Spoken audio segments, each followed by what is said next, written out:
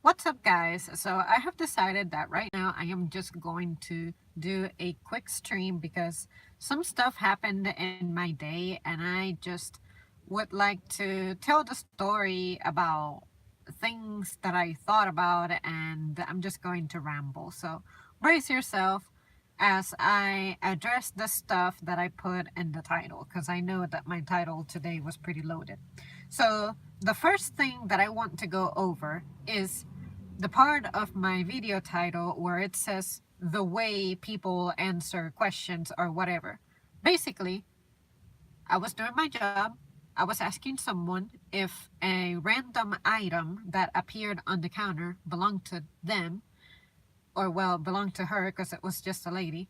And I asked her, does this bar belong to you? It's like a little chocolate bar. And then her answer to me was, I would never eat sugar. And I'm like, okay. So I just took it out, like put it off the counter to make sure that I don't include it in her order. But immediately, I don't know if it's because I have been very impatient with people lately or just overall intolerant of certain noises, sounds, responses. But in my mind, I was like, I asked, is that yours?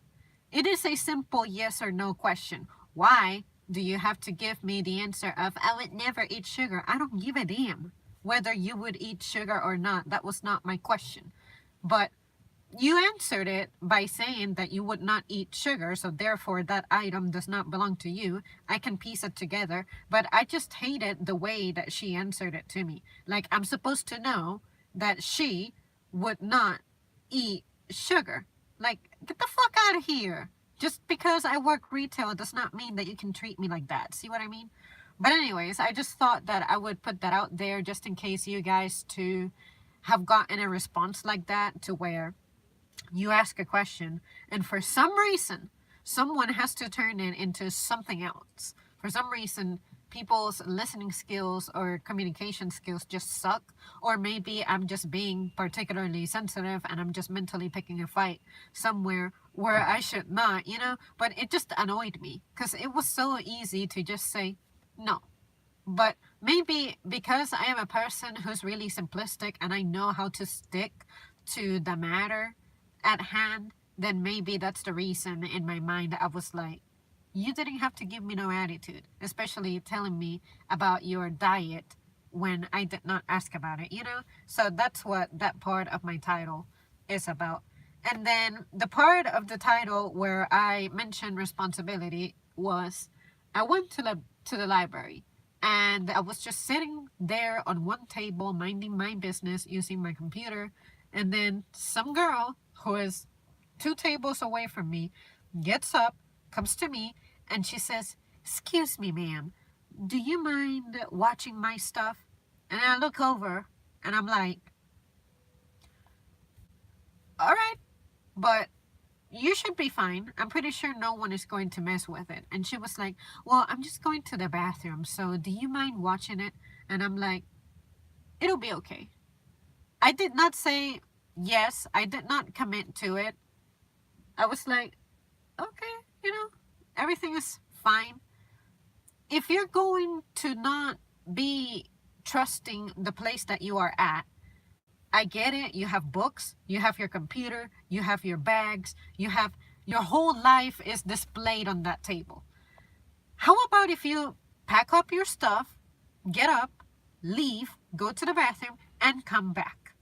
Or take the risk of leaving your stuff on top of the table, but do not expect for a stranger to be responsible for your stuff.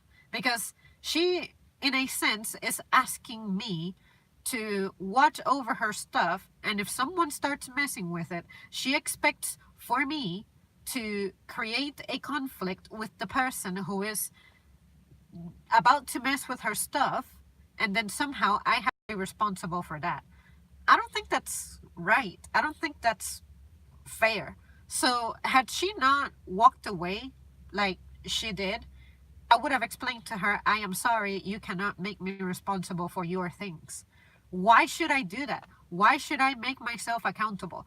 if you end up losing something because, say, I turn around for a second and during that second someone takes something that belongs to you, you're going to come back to me and ask me what happened to your stuff, and I am going to be like, I don't fucking know.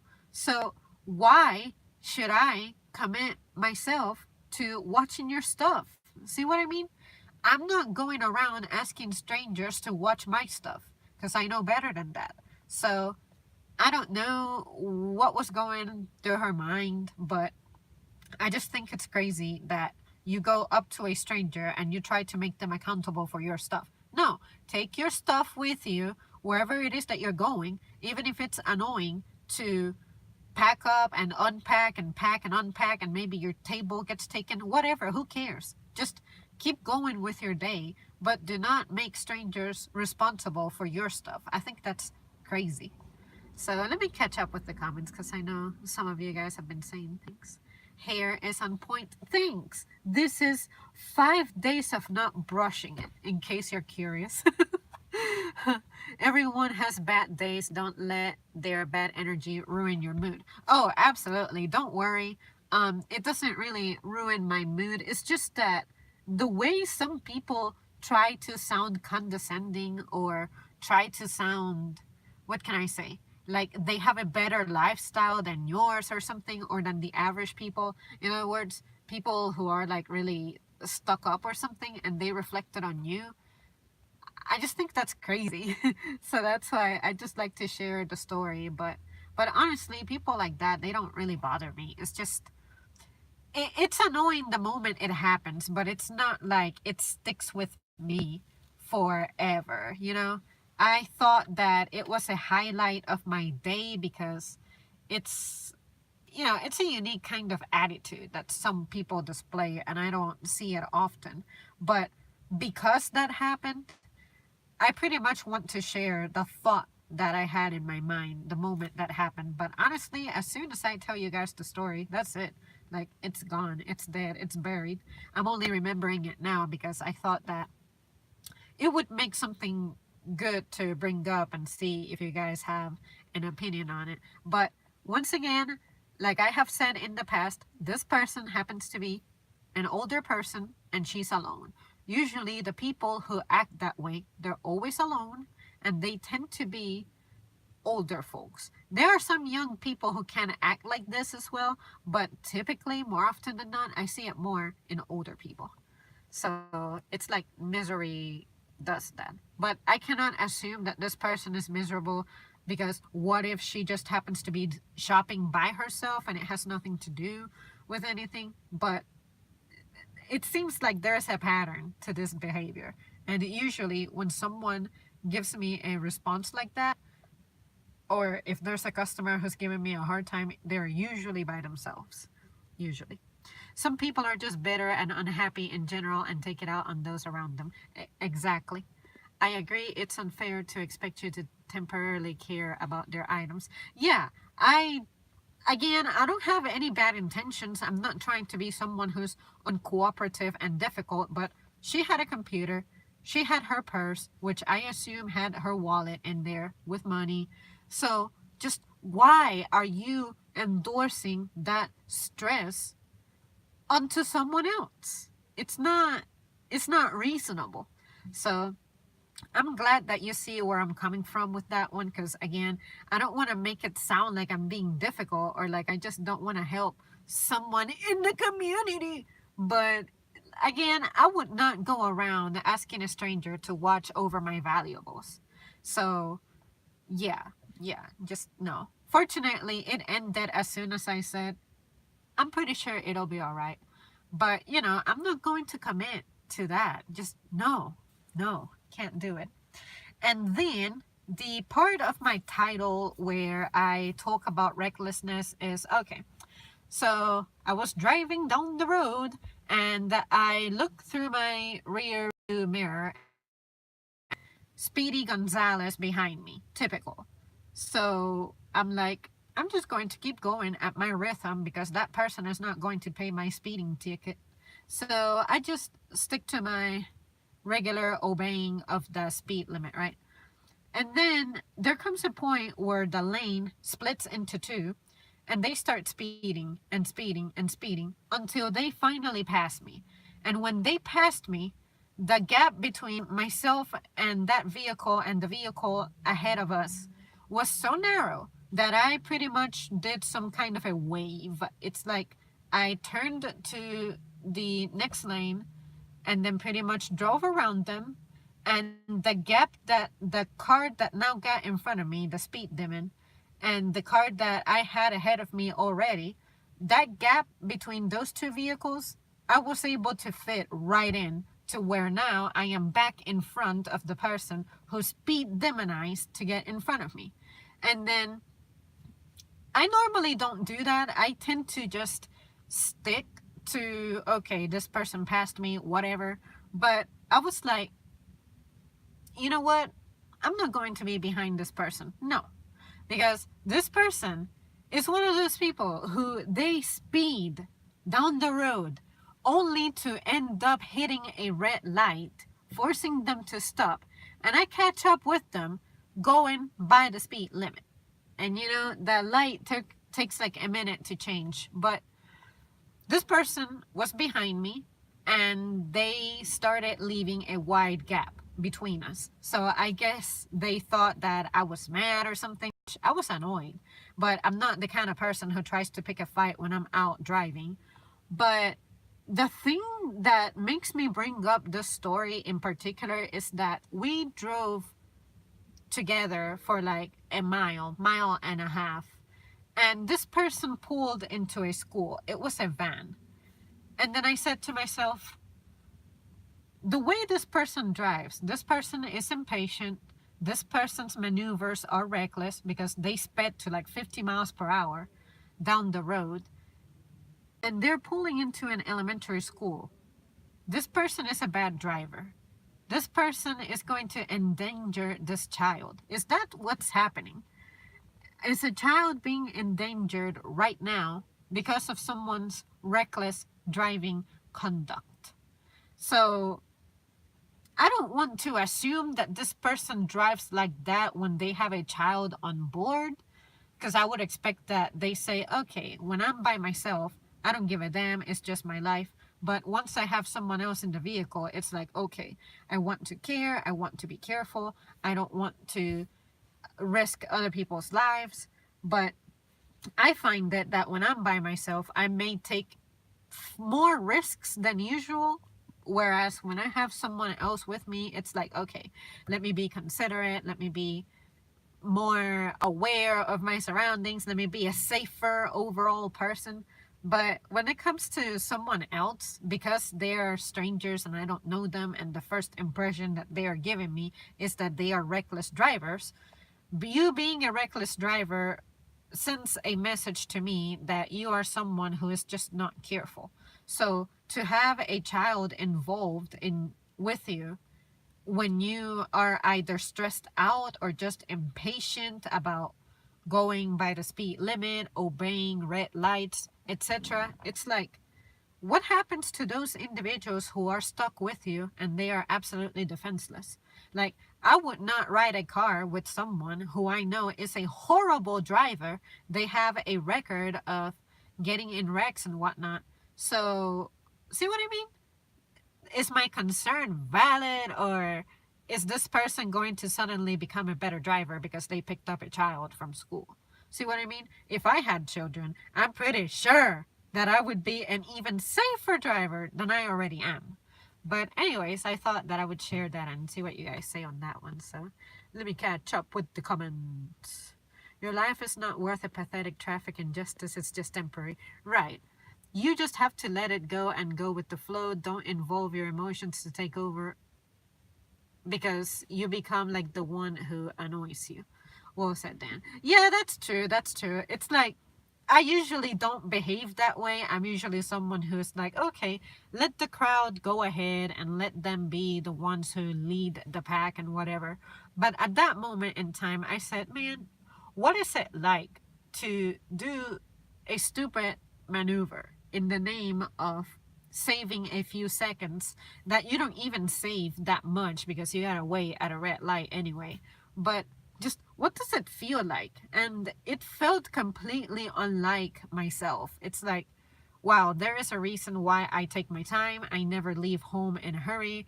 I never try to drive aggressively because I know that also hurts the car and repairing it can get expensive very easily. But I just thought that I would mention that because that happened and I happened to see through the mirror that this person was turning into the school. I'm like, you know what? I just hope they're safe because when you let stress get to you, you do a lot of stupid shit. Maybe that person is already a person who's overwhelmed. They may be parents who are young, or maybe they don't know how to handle parenthood, and they think that by driving recklessly and getting out of the road maybe 10 minutes earlier by speeding and whatnot, it's going to make their days better. I don't know. I think that if I have a difficult day, I like to take it easy and focus, because 1 second on the road that you are not paying attention, it can cost you. So maybe that's why I just hope that everything turns out well, and that once they picked up the child, it's like, okay, my child is no longer waiting for me at school, so let me make sure that I become a safer driver somehow.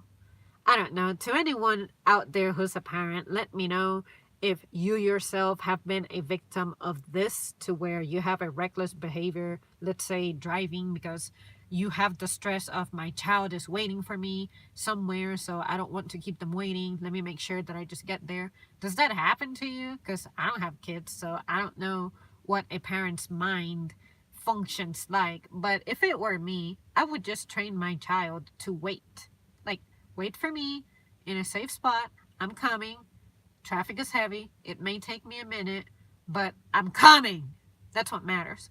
Sometimes I feel like parents do not allow for their kids to experience inconveniences, and that way when the child grows up, they may have that sense of entitlement, because it's like, oh, my parents always flew to pick me up at school, so therefore they're giving me that type of attention. I'm very important. Whereas if something goes wrong, they have not known what it's like for stuff to not go as planned. So maybe that would generate other kinds of thoughts on a child. See what I mean? Basically, train them to deal with difficulties as they arise. Daddy or mommy said they would be here at 3:30. It's 3:40. They're coming. I just gotta learn to be patient and not be like upset or something. I don't know. I think as a child, because I was raised that way, I was raised to be prepared just in case anything happens. And that way, when something does happen, I don't have to be worried about, I'm hungry, I'm thirsty, I haven't gone to the bathroom, I don't have enough clothes or something. You know, always bring stuff to back you up just in case something happens. So I'm not sure. I wish I could ask parents like that, what's going on through your mind that makes you feel like you have to drive violently.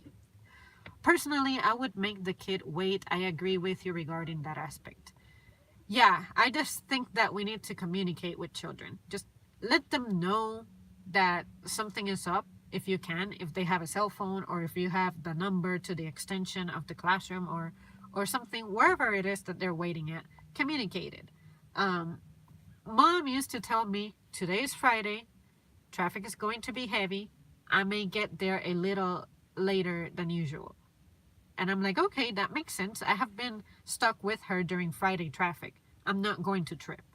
So I think it's all a matter of treating kids like they are already trained, so that you can reinforce that skill.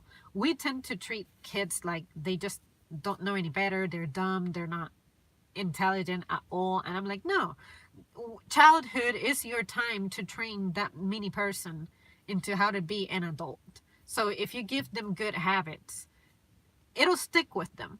Because to this day, I can identify things that I used to do as a kid that I do as an adult, that it now feels like second nature. And some people don't have that skill reinforced, and then they're like, how is it that you can get stuff done in so little time? And I'm like, just organize yourself, tackle the easy stuff first, and then just don't stop moving. A lot of people stop to waste time. Like, you start talking to people, or you start bullshitting, just not doing anything. Don't stop working, and you'll see that you'll have time for everything. Assuming that was the problem. It's very irresponsible and almost report worthy. If someone is aggressively driving, the police might find in that they're intoxicated, or at least give them a warning. Yeah, that too. Anytime I see someone doing some crazy maneuvers on the road, I wonder, where is the cop at? I should be able to report this person somehow, but I'm not going to just write down their license plate number and then somehow turn them in, because how can I prove that that is what happened? And that's something that I guess I could get informed in, because I'm not sure if there's something that you can do in a situation like that. But yeah, I think that some people definitely do not need to be driving. If you're someone who struggles with paying attention, your reflexes are very, very like slow or something, I think, yeah, you do not need to be driving. A dash camera is $30. You know what? Interesting. I have thought about that. I have seen so many videos of compilations of road accidents and stuff, and I'm like, that's neat. I wish I had one of those. So I'll look into it. I think it would be worth it to have one, because, guys, I see so much stuff on the road. I just cannot believe. I wouldn't believe it if someone told me. So it would be interesting to be able to upload some of that footage. Will pay off in countless court cases if throughout life. I was about to say the same thing, WK. Huh, interesting. Alright, guys. Well, those are the stories that I had pending in my little list that I was like, I need to talk about this. So I believe I have reached my stopping place, unless you guys have something else that you want to say or you want to ask or something. But yeah, crazy stuff. I just like to talk about it, just in case you guys have had a similar experience or something. Alright, guys, well, thanks so much for tuning in and joining me. It's been a pleasure. I hope you guys have a good weekend. I'm sure I'll be here tomorrow, but just in case I'm not, let me not make any promises, because usually stuff happens and I'm like, Ming, why can I not have time to stream today? So I don't want to make false promises. Good stream. Thanks a lot. Yeah, I'm mostly likely never to get my license. Wait, you're not licensed? What? Never going to get my license. I assume you might live in like a metro area or something where you have transportation, right? Like, can you take a bus, a train? I know a lot of people who take the bus, or they walk to work and stuff, so that's why I ask. Because I know for everyone, what is it? Driving is not really cool, or there's more than one reason why you wouldn't own a car. It could be that public transportation is just cheaper. It could be that you have a condition that doesn't allow you to drive. It could be that cars are expensive, because let me tell you, cars are expensive. Me having a car, it is expensive. So you say you live in NYC. Aha! I thought that might be it, because usually everyone who I have met from New York, unless they're from, I think it's the upstate region or something, they all say they never needed a car in New York, that they could take the subway and whatever. I've never ridden a train before, so I have no idea what that's like. Or public transportation, it's like available. And I can see that, because it seems like a place that gets really tight and packed and cluttered. And I'm like, yeah, I don't think you need to be owning a vehicle. In smaller cities, it is, and I feel stressed out. So imagine a major city like that. Even when I lived in Ohio, I just couldn't learn. Oh, really? You know what? Driving is something that it seems really intimidating, but if you have a good teacher, it's not so bad. Because trust me, I thought I would never get my license based on my skill level. I'm like, I'm never gonna know how to drive. I'm never going to have control over the vehicle. Like, driving the car itself feels difficult. Imagine having to be aware of traffic, trying to predict what someone is going to do. Defensive driving, like your ability to react to someone's stupidity and dodging them. I have had so many scares and so many near misses that I'm like, when I hit age 40 or 45 or 50, I am going to die from a heart attack because because when you have a near miss, at least for me, my entire body just tightens. My entire core just tightens. I get scared, I start shaking, and yeah, it's a horrible experience. I have had so many. But yeah, if you don't need to drive, then I would say don't bother getting a car. But if you live in like a country area or a smaller city, I would say you do need a car. Like, there's just no way that I could live a comfortable life if I didn't have it. Like, it sucks to depend on someone else's schedule or someone else period to get somewhere. And for me to go to my job, I cannot just walk there because it would be, I've done it before. I have walked from here to my job and it took me an hour and 30 minutes if I walked at a steady pace.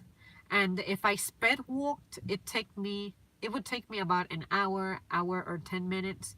And if I tried a little bit of jogging with speed walking and a steady pace, it would be about 50 minutes.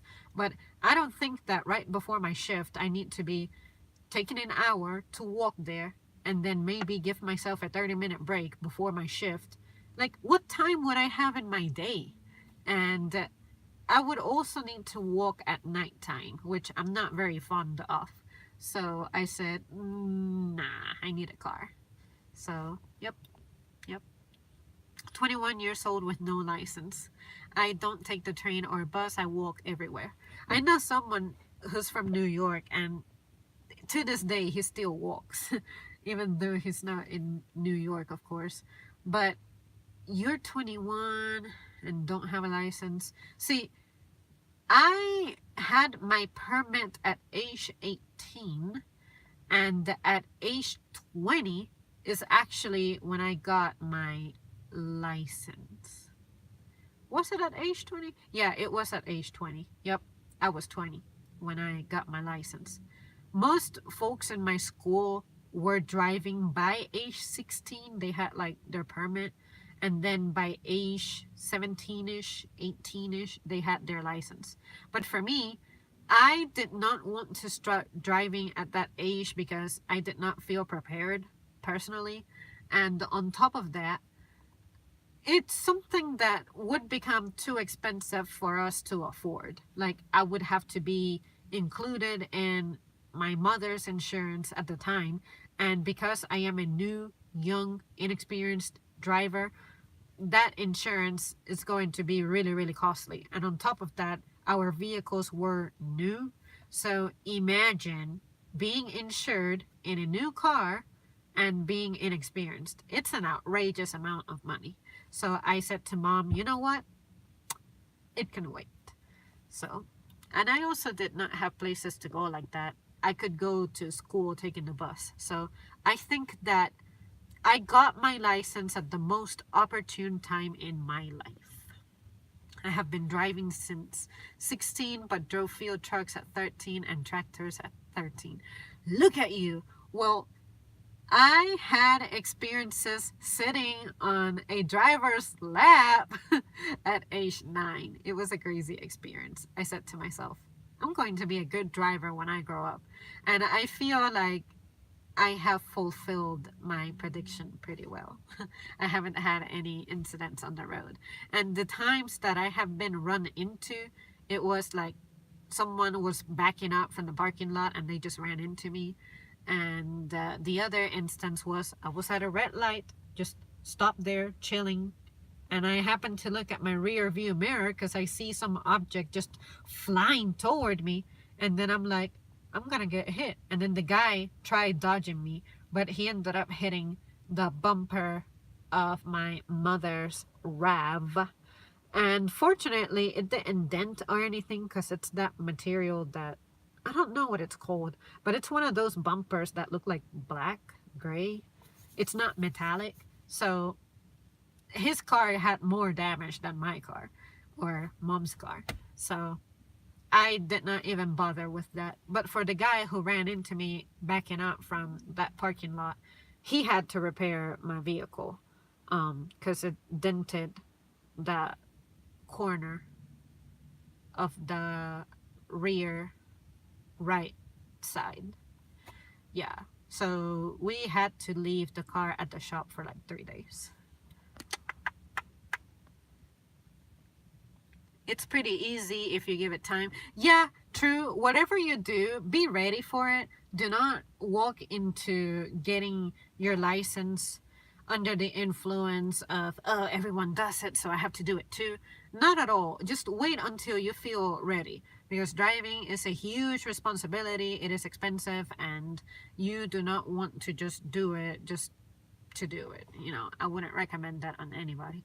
Will you live on the cutting edge and get a self-driving car in the future? No. I like to drive. I like to have control. Unless self-driving absolutely means that it cannot fail, like humans can fail, then sure. But what if something happens? Something unforeseen happens. I'd like to have control over the vehicle. And I hear that some self-driving cars are not supposed to have anything at all to where you can control it. Like they don't have a steering wheel. They don't have anything.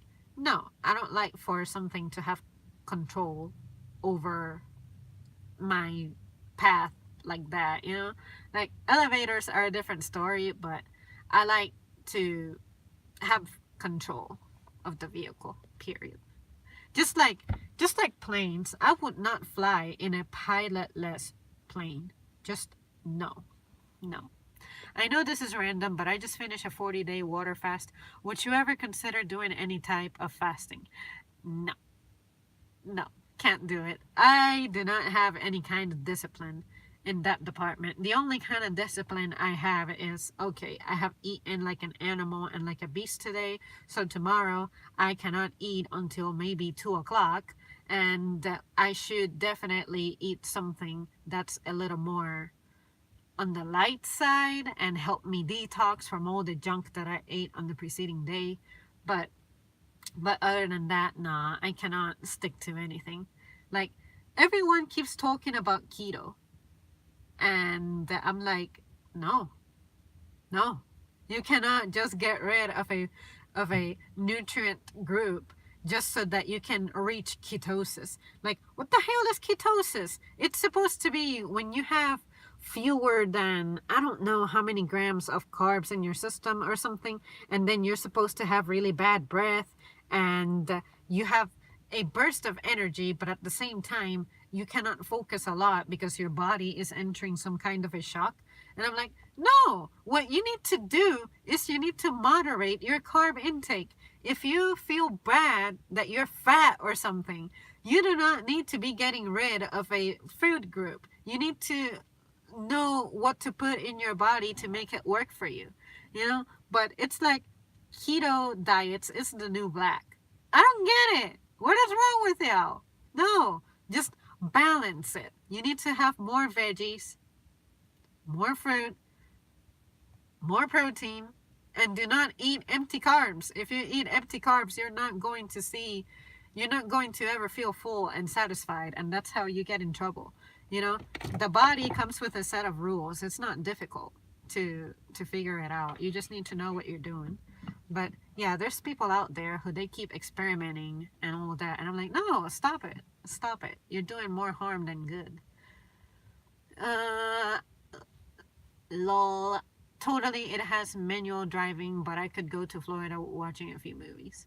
Yeah, I just no. We're not ready for self-driving vehicles, I don't think. Like, I think that something is necessary because some people, again, they should not be driving, and I feel like we're on the decline when it comes to our skill level. But no, no, no, we do not need to be We do not need self-driving cars and we do not need flying cars. We just don't. Fasting can be good in very intermittent short periods. That's true. Like, I'm not entirely against fasting on certain things. It's just that I gotta prepare myself for it. Because I cannot just wake up today and be like, I'm gonna go completely sugarless. I'm gonna go completely waterless. No. Like, my body tells me what it needs, and I'm pretty good at reading it. So now it's saying that this woman needs water. And I need to be better about drinking water, but the winter time, it just doesn't inspire me like that. I know you like your breakfast. Hello, Zamri, ketosis, strong, nasty smelling pee. Ugh. Oh, God, no, no. God, no. Pee does not need to smell any more terrible than it already does. Your hair is sweet, so cool. I want to see the wind blow your hair. Well, you know what? You reminded me that I've been meaning to do a windy video just because sometimes the wind really picks up around here and I'm like, oh my God, I feel like the wind can pick me up and just toss me on the other side of town. But the springtime is usually when that happens. So I will make myself a note because I feel like I have forgotten about it. Sometimes I remember, but the days that I remember, I'm either working or I just cannot film. But sure, I shall give you a wind blowing my hair video at some point. I have also thought about vlogging at the beach, but I cannot vlog at the beach if I don't go to the beach. So I'm going to passively make it my goal to go to the beach because I have been trying to go to the beach for the past, are we in 2019? Yeah, for the past 4 years now. Get this girl some sand. Yep, some salt water. Let's see. That's cool. Stick to being you. I'm so late. Sorry, Zamri. You know I'm here all the time, so don't worry. In my opinion, I'm not cool with this new culture of cults. I'm a vegan, but I don't like other vegans trying to impose their views on others. You know what? I respect vegans. I get what they're doing, and I think that their lifestyle is absolutely great. It's absolutely healthy. I actually believe in that thing that people say that humans are supposed to be only eating like what? Veggies, berries, and what else? Based on our teeth shape and the fact that we have to cook meat to make it safe for us and our digestive systems being one type of way, something, something. But the only issue I have with certain vegans is when they try to act like pretty much like SJWs. Like, your views are absolutely right. There's absolutely nothing evil about what you're doing, and that everyone else is a terrible person just because they don't follow your views. It's like, first of all, you do not know what that person has access to. You do not know that person is even aware that they may be doing damage to the environment with their food choices.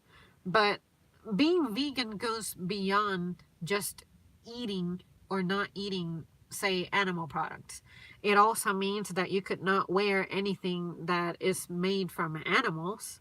And imagine if you had to enslave yourself to reading labels. Everything is tainted in one way or the other. Marshmallows. Are you guys aware that marshmallows have pork? Because gelatin is like derived from pork. A lot of people don't know that. And I'm like, okay, you're calling yourself a person who cannot eat pork for religious reasons, but you're messing with sweet potatoes that have marshmallows in it. Some people end up being horrified when I tell them. And I'm like, well, if you, there's stuff that you're just not aware of. So, but when it comes to vegans, again, I think a vegan lifestyle is good, it's great, it's healthy, it's good for the body, I guess. But to just act like you are ridding the world of evil and you're not inflicting any evil, that's kind of pushing it for me. So I do like certain vegan things, but I know that I cannot be vegan because A, I cannot afford it, and B, what can I say? I will not be perfect at it, and I just do not want to be rejecting things because it goes against my beliefs. Let's say that someone decides to treat me with a Chick-fil-A biscuit in the morning. I'm not just gonna be like, I reject it, because this person thought about me, this person is trying to do something nice for me, and I don't want to just turn it down. So it's not a very good reason, I know, but for me, the sole fact that someone went out of their way thinking about me and getting me something, to me that means a lot. And I think that it's not nice for me to just reject it and just being like, sorry, I cannot eat your biscuit because it has chicken in it, and therefore it completely messes up with my lifestyle. Like, no. The fact that that chicken biscuit is there is not going to bring that chicken back if I don't eat it, right? So I cannot just be so loyal to that. See what I mean? And on top of that, I like to eat a lot of junk, and I like to eat without reading labels, like that. So I don't know. I couldn't be vegan. I can try it, but I know that I will revert very quickly to my ways. I guess I should do a separate stream on my opinion about that. I feel like I have discussed it before, but not really broken it down. I think it's lame and very corny. It's really that simple. Get dreads. You know what? Some folks have said that to me. They've been like, hey, Zam, you should totally try dreads. But I can't do it because they just take a long time. And from what I hear, you have to care for them a certain way. And I can't do it. I don't think I can do dreads. And then the fact that I could not really like brush my hair anymore, it seems weird to me. Like, of course, I've never had dreads, but I can't do it. And I'm also afraid that they may fall out and then leave me with patches. So, no, no. I know folks who have had dreads for like 15 years and they're like down to their knees or something. Wow, the wind is very strong. I almost got hit by a car the way the wind is strong while I was crossing the street. I eat salads every day, tuna fish, wheat bread, grapes, healthy cereal. What walking every day, my body feels like Superman. That's really good. It sounds like your defenses are way up there. Back then, the world was more clean. In 1500s, as soon as men started making factories in the 20s, nobody can drink rain or fruits on trees. That's true. I kept hearing stories about people who used to drink from rainwater, and nowadays that's absolutely recommended against. So it's crazy to me. Same here, Zamery. I cannot do locks on my hair. I agree. So much of healthy socialization is eating with others and what they make. True. All right, guys. Well, I am going to bail for now. It was great hanging out with you and sharing the stories and then rambling on the side. So, yeah, I'll be sure to bring that wind blowing on my hair video at some point, and of course bring another topic that I may consider may interest a few of you. All right, guys.